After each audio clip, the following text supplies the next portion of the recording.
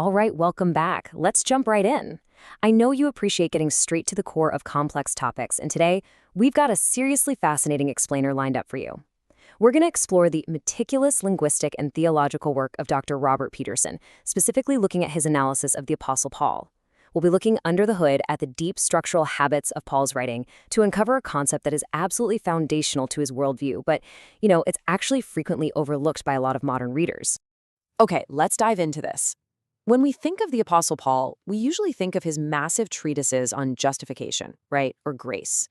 But what is his most used, yet kind of most misunderstood phrase? It isn't some long, complicated theological term. It's literally just the phrase, in Christ, along with its variations like in the Lord or in him. As you'll see, these tiny little prepositional phrases are basically the hidden keys to unlocking his entire message. So here's our structural roadmap for today's explainer. 1. The Apostle of Union. 2. Transforming life and death. 3. An eternal pre-temporal plan. 4. Decoding in Christ. And finally, 5. The cosmic scope. All right, section 1.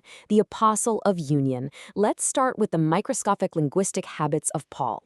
Dr. Peterson points us to a really foundational quote from scholar Lewis Smedes. Smedes argues that while Paul's primary message was undoubtedly Christ crucified, Paul was also the apostle of our union with Christ.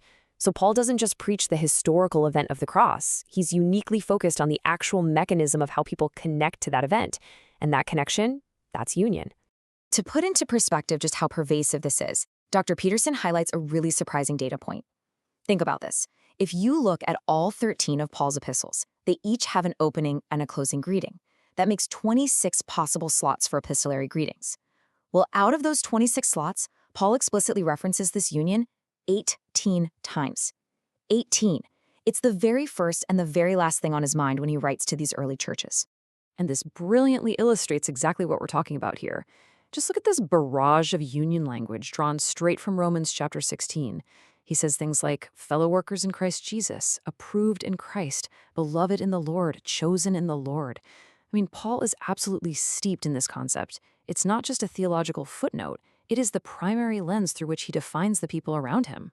Moving on to section 2, transforming life and death. Let's look at how this actually affects daily human behavior. According to Dr. Peterson's reading of Colossians chapter 3, this union has a dual nature. It's a death and a resurrection, and both of these are happening right now in the present life of the believer. On one side, dying with Christ means actively putting to death sinful, individualistic practices. But on the flip side, being raised with Christ means putting on godly attributes. And these aren't just private internal feelings either. They're communal qualities like peace and harmony within the church body. The union literally dictates the behavior. But, what happens when that life ends? So the crucial point is that this union is permanent. Dr. Peterson draws our attention to 1 Thessalonians 4:16, where Paul is comforting a confused early church by stating, the dead in Christ will rise first. Now, the phrase in Christ here isn't describing how they died, like dying for their faith. Instead, it indicates the permanent sphere they still exist in. Even physical death cannot break this union. Section 3. An eternal pre-temporal plan. Zooming out from human death to a much grander timeline. Dr. Peterson notes that Paul actually places the origin of this union before eternal ages. It's a pre-temporal plan where grace was given in Christ before creation even existed. Then, if we move to the middle of our timeline, that plan manifests in time when individuals are saved and called through the gospel. And finally, it stretches way out into eternity, bringing immortality to light. So this union is essentially the thread connecting eternity past to eternity future. Section 4. Decoding in Christ. Time to act like linguistic detectives for a minute. Dr. Peterson, leaning on the linguistic work of Constantine Campbell, divides this phrase into two really distinct categories. First, you have the narrow sense. This is a direct, literal reference to being in union with Christ. But then there's the broad sense. This is where the phrase denotes a personal relatedness to Christ, but carries an extra specific nuance depending entirely on the context.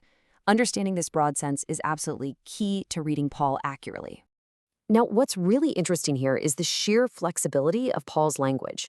When he uses in Christ in that broad sense, it can mean Christ is the agent, initiating salvation. It can mean the manner in which believers live. It's frequently used as the realm or domain over which Christ rules, contrasted against the domain of sin. It's pretty amazing. Paul uses this tiny phrase to communicate a vast array of relationships between the human and the divine. And finally, Section 5, the cosmic scope, taking this from individual linguistics to a universe-spanning scale. Dr. Peterson issues a very direct challenge to the modern reader here. He argues that we so often view salvation through this lens of rugged American individualism, right? We just focus solely on our personal faith in the present moment. And while the individual aspect isn't denied in the texts, stopping there completely misses the grand architectural design of Paul's theology. Let's see how this builds across 3 distinct steps. Step 1 is the individual. That's personal belief and salvation. But immediately, that individual is placed into step 2, the corporate body, which is the church. You literally cannot be united to Christ without being united to other believers. But Paul goes even further in Ephesians 1:10, presenting step 3, the cosmic union. God's ultimate plan is to unite all things in heaven and on earth in Christ. It is a massive cosmic restoration project. Which leaves us with this final provocative question. If in Christ isn't just a Christian greeting, and it isn't just about individual salvation, but is actually the mechanism for a corporate and cosmic restoration plan that spans from eternity past to eternity future, how does that change the way you read these letters?